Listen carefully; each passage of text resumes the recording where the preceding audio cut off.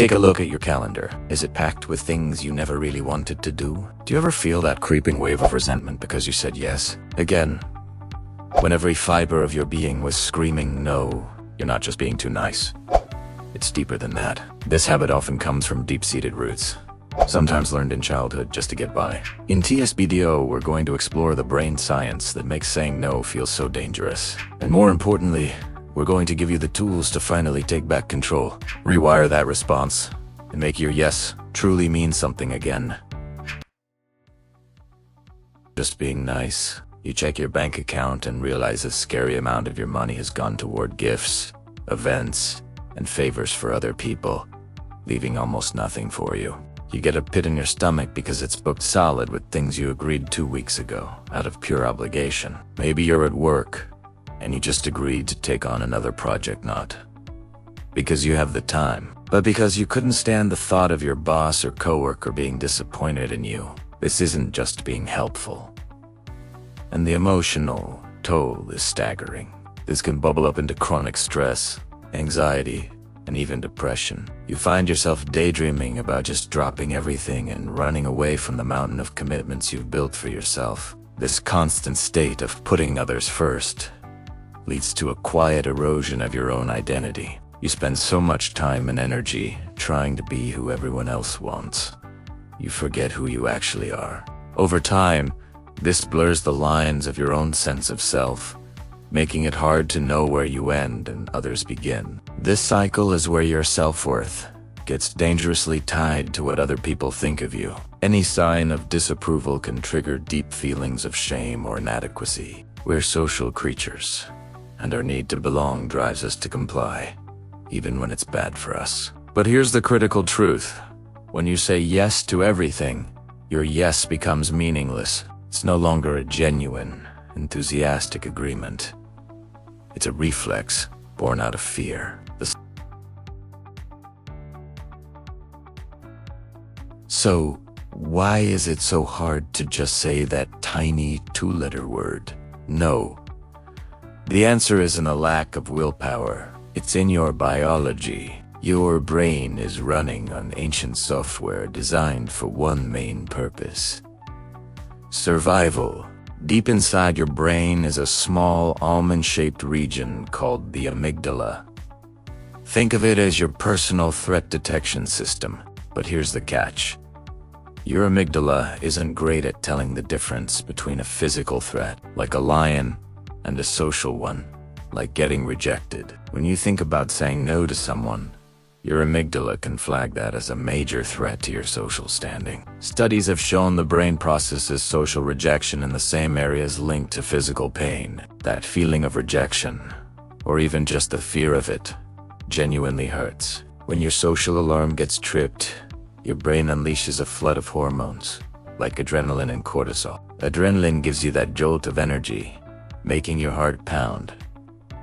Cortisol, the stress hormone, keeps you on high alert. So, the very thought of saying no can trigger real anxiety, guilt, or panic because your body is gearing up for a perceived social battle. This response is shaped by our past experiences. From the time we're little, we learn that AIS brings connection, and no is a word for stopping bad behavior. If you grew up in a home where saying no led to anger or punishment, your brain learned a powerful lesson. Saying no equals pain. And every time you said yes and got a smile or praise, your brain released a little hit of dopamine, the pleasure chemical. This carves neural pathways that make yes the default, safe response. You have literally been conditioned to be a people pleaser. But here is the single most important part of this section. Your brain is not fixed. This means it can change and rewire itself your entire life. Those neural pathways that currently scream danger, when you think about saying no, can be weakened, and you can build new pathways that associate setting boundaries with safety, self-respect, and freedom. It takes conscious effort and practice, like building a muscle. The rest of this video, now that we understand the why, that your brain is literally programmed to fear rejection, let's get to the how. It's about becoming a decisive person. It's about making your yes powerful and your no respected. Tool number 1. The best way to do this is to create space between the request and your response. Never give an immediate answer unless you are 100% certain it's a hell yes. Instead, have a few go-to phrases ready.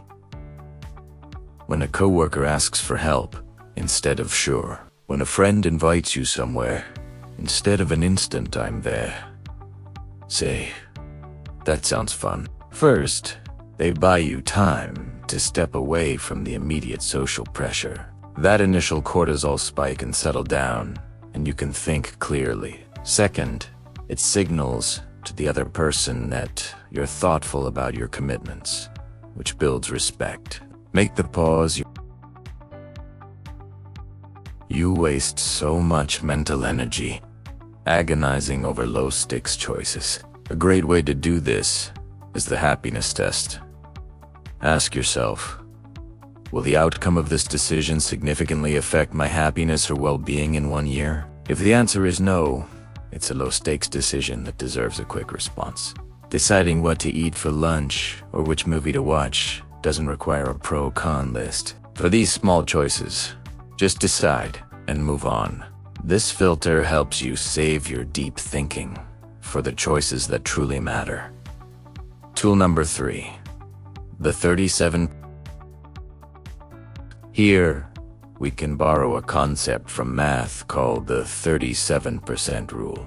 Imagine you have a week to decide whether to take on a major project. You gather information and look at your options without making any commitment. The rule says you should then commit to the very next option that is better than all the ones you saw in your exploration phase. If these tools are already giving you a new perspective, consider subscribing. We explore the science and strategy behind building a more intentional life every week.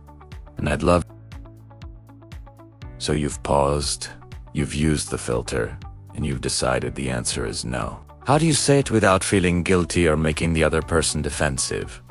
You use the no sandwich. It's a simple 3-part formula. 1. The top slice, be positive or empathetic. Start with something that affirms the person or their request. I really appreciate you thinking of me for this. Don't use wishy-washy language, like I don't think I can. Be direct. I won't be able to. Your boss asks you to work on a weekend. Try the no sandwich. I really appreciate you trusting me with this top slice. Unfortunately, I won't be able to work this weekend the meat. However, I can make it my top priority. First thing Monday morning, bottom slice. Let me see what I can scrape together. ... Tool number 5. The boundary script. Your word. Sometimes, you need to set a boundary that isn't just a one-time no. For this, you need a boundary script. Here are a few phrases you can adapt and memorize. For pressure to go out, thanks so much for the invite, but I won't be able to make it. I really need to rest this weekend. For requests for free work, I'm flattered you value my skills. My work time is dedicated to my clients, but I can send you some resources that might help. And for when someone pushes back, I've made my decision, and I'd appreciate it if you could respect that. The key is to use I statements. I'm not comfortable with that. It's way more powerful and less confrontational than you shouldn't ask me to do that. Have these ready. They are your shield.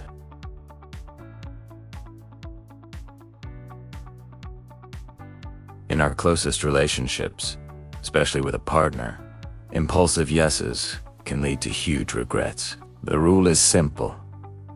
For any big decision that affects both of you's major purchase, a move, if one person gives a no, or even a hesitant maybe, it automatically counts as a no. A no doesn't kill the conversation. This stops one person from people-pleasing their way into a decision they'll end up resenting, and turns decision-making into a team sport.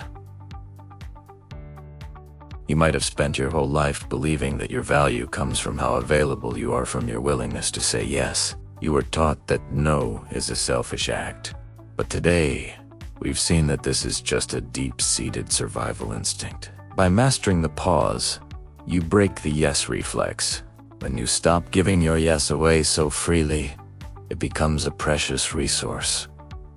It regains its power. The journey to reclaiming your yes starts with a single, confident, and unapologetic no. Confident no.